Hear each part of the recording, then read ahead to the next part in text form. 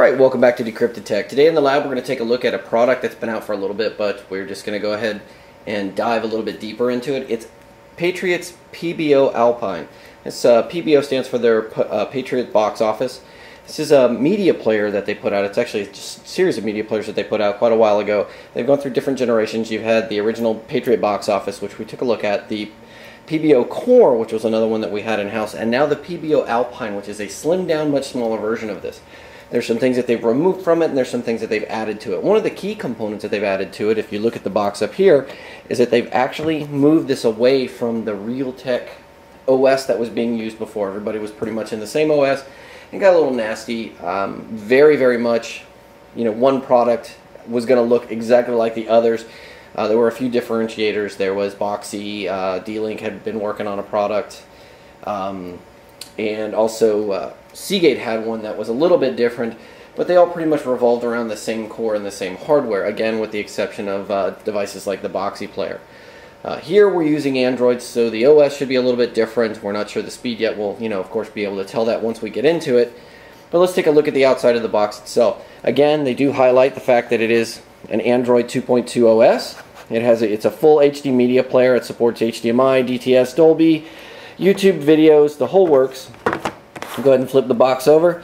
It's got a nice little outline of what it has, the different out ports. You have your IR, an LED that's going to tell you if it's on or if it's off, if it's working, USB port on the front, an SD card slot. You also have HDMI, DC plug-in network, USB, and an audiovisual out. This does support the use of a Wi-Fi card that you can get from Patriot. It's a USB card that plugs in the back. We looked at that with the original PBO Core, and while it works fairly well, there are some issues with the fact that it's so close to the device. Again, this is intended to be connected directly to a TV and to pull media from either a central storage space, a PC, or somewhere else that's in your house. And it can also do a few things with the internet. One thing it doesn't have is it doesn't have the Netflix streaming media player like Seagate's Free Agent Theater Plus did, although that's now not really a selling product. So let's go ahead and get the box open and see what's inside of it. Alright, opening the box is pretty simple. Flip the lid, and inside you see a nice foam tray that's going to hold your PBO Alpine here. We'll pull this out and we'll go ahead and just set it off to the side right now. You also have another box off to the side, smaller box. This is going to have your AC adapter. It's fairly big. It actually weighs more than the device itself, but it's going to give you your DC, your AC to DC power to plug directly in. At the bottom, there's a panel here. You remove this and you see that you have a small flat remote. This actually reminds me of some of the car stereo remotes when Alpine and a lot of the other companies were trying to put those out and push them. You have a small disc which actually has a transcoder utility on it, a instruction pamphlet, and an HDMI cable, which is a very nice touch. Some of the original ones did not come with HDMI cables, so they kind of left you hanging there. And HDMI cables, if you buy them in the store, can cost you anywhere from 10 to 20 bucks depending on who you get it from and what brand name's on there. Alright, so that wraps up the utilities that are there, and we'll go ahead and take a look at the box itself. Alright, so the PBO Core, as we mentioned before, is the PBO Alpine, not the PBO Core, that's a different model entirely, is a smaller box. It's square with a single rounded corner in the front. It's very light. It's actually a one-piece compact unit. And it has a couple of features on it. We've already talked a little bit about it when we talked about the outside of the box. On the front, it's got a single USB port, an SD card slot. You can throw an SD card in here and it'll pick up those videos and let you play them directly off of it. You also have an LED, again, for power, let you know it's running. And then you have your little IR sensor. That IR sensor is a little bit sensitive. You need to make sure that you're on the same line as it and that there's nothing blocking its path. So we've noticed that. On the back, you have your DC in, a gigabit Ethernet port, you have your HDMI, and then you also have another USB port on the back. You can plug in an external drive, something like that, and an audio out port. So if whatever you're using it with HDMI doesn't have audio out, you can actually plug this in directly, and that'll work with it. Now looking at the bottom, you have your typical sticker here. It's going to tell you what it is. It's going to give you the MAC address of the NIC that's required, and then of course it has a little bit of a vent. Now in order to get this open, you'll notice that it looks like it's a single one-piece construction. It actually isn't. You can see the ridge line there. The individual screws are underneath the corners here. You got to peel this up and you can see the individual screws there. We're going to go ahead and grab our screwdriver and we'll get this taken apart for you. Alright, we're back. So we've got the lid off, and what we're going to do is we're going to go ahead and take the motherboard out. You can see it's pretty clean inside here. One of the first things you have to do to get the motherboard out is you actually have to push this up. Let's see if we can get this done. Push this up, and then this piece pops out. And there's two tabs, one here and one here. So you go ahead and pop those, and then the motherboard lifts up and slides out. So that's the entire motherboard for the system. You'll notice where you have these lines here. That actually is for a shield that you'll see in some of the new models. If you do get this and you hear some rattling, don't worry about it. You can just pop this off and go ahead and pop that shield back in place. If this gets banged hard enough, sometimes we've seen this happen with wireless devices and with other products, the shield will actually go ahead and pop off, and that's not necessarily a good thing to have that rattling around loose, because it might make contact with some different pieces and it'll go ahead and short it out. This is going to be the final layout of the board though. You can see your SD card, your USB ports, all of that, and also your audio and your power here. So the rest of the package is pretty simple. It's just a simple plastic piece that holds everything together. Alright, well that covers the basics of what we've got inside of it. We're now going to go ahead and get this over and connect it to our TV, and we'll show you exactly how it works. There you go. You see you got your initial start screen. It's going to come up, walks through. You can see it actually move across in just a second. It'll move across the center line of that the video display as it continues to post and go through all of its checks and gets ready. Now, one thing we are going to say here is we will not be showing you any actual video playback. One of the reasons for that is we don't want to get a nasty little notification from the Motion Picture Association of America telling us that we're rebroadcasting something that we're not supposed to be rebroadcasting. We will show you pretty much all of the functions, all the different features, and how the UI works, and we'll discuss some of the performance that goes on in this, and continue to flesh that out. Now, we haven't set our time up there. You can see it's going through a couple of different times. It still thinks it's 6:20. It seems like every time we turn it off, we do get a reset in the time. That's something we've been working on. And the first thing you're going to see, this is a video device, even though it's a multimedia device. It's primarily meant for videos. When you go ahead and open up this screen, you have different options. You can do a media server, or you can do network shares. So if you have a media server, which is going to be something running a media server software, very similar to what Netgear and many other companies, excuse me, not Netgear, D-Link and a few other companies did in the past, where they allowed you to install this, it would share out. This will also, to a certain degree, work with some of ASUS's software. Allows you to connect, see through, and share the media that's presented on it. This is, we're talking about ASUS's Wi-Fi Go. We have used this with that, and we've been able to view videos directly across our network using that. Again, you can do network share. Network share is going to allow you to do a couple of things. You can browse, you can go through different things, all of that, and you can see whatever you need to. You can connect manually. Connect manually is going to show you a list of everything, and we'll ask you which server that you want to talk to. And of course, you have the option to just go back. So we'll go back. Again, when you connect to these different systems, again, you have to make sure that you have it pointed directly at the system. When you connect into your network, it's going to look for any systems that are offering up different shares, and you can connect to those remotely.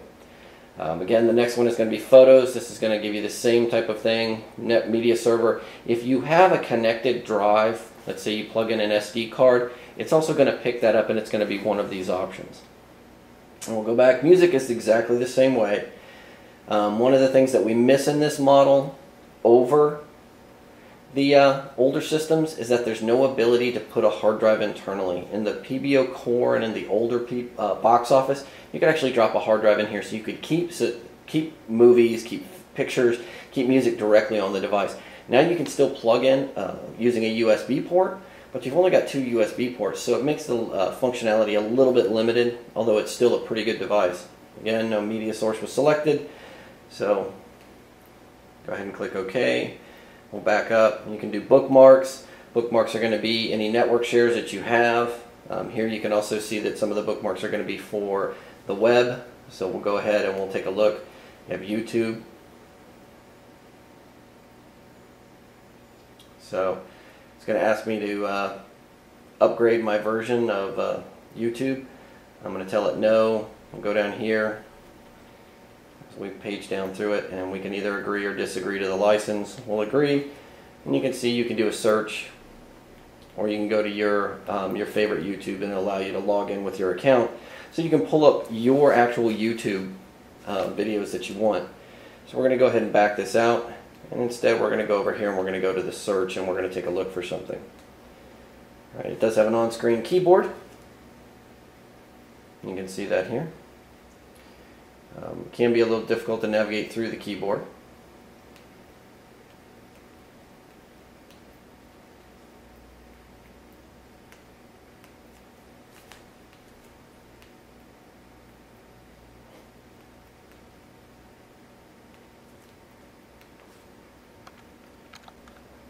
All right, and then once you have everything typed in, what you'll want to do is you'll go down here and you'll go ahead and click on Next. Let's see.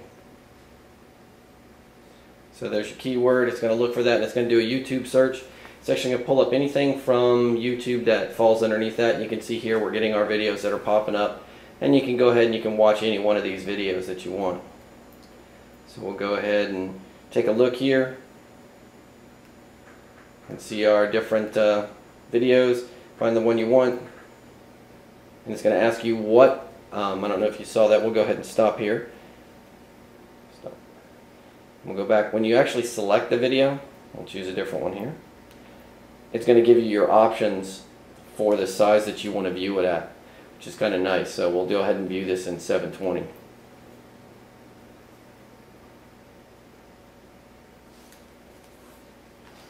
So it's going to pull it up.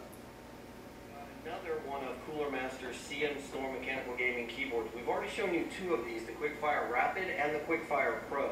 Quickfire Rapid. So again, you can see it's pretty functional. It's got a great, there's almost no lag to pulling this up, and even the interface itself is pretty decent. It's better than some of the other ones that we've seen. And again, we can go through some of this here and show you a few of the additional bookmarks. Let's go ahead and copy some of those, cover some of those. So you can see you have Google, you have YouTube, you have popular movies, Picasa, Yahoo, MySpace, Facebook, all of that. But that's actually going to pull you back to YouTube for popular movies. So we'll go ahead and exit, and we'll go back.